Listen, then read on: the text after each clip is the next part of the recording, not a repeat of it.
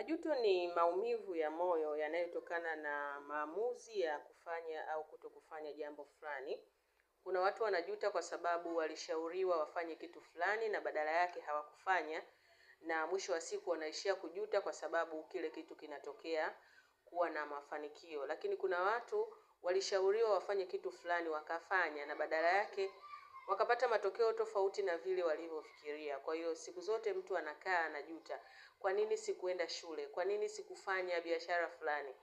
Kwa nini nilichaguliwa sehemu fulani sikuenda? Kwa sababu tayari ameona matokeo tofauti na vile alivyotarajia. Sasa naomba tukumbushane kitu kimoja. Kitu chochote ambacho kinatokea kwenye hii dunia tayari kimeshakuwa planned na Mwenyezi Mungu. Kwa hiyo wewe unapita kama vile kukamilisha ramani ya mchoro ambao tayari Mwenyezi Mungu ameshakuandikia, utapita hapa, utapita hapa, utapita hapa.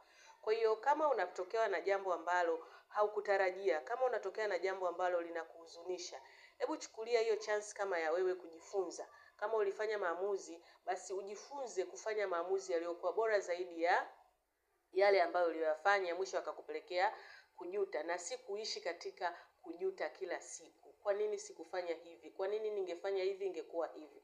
Kumbuka chochote kinachokutokea tayari kimeshaandikwa. Kwa hiyo take a lesson and then move on. Fursa Classes, empowering your mind for a better future.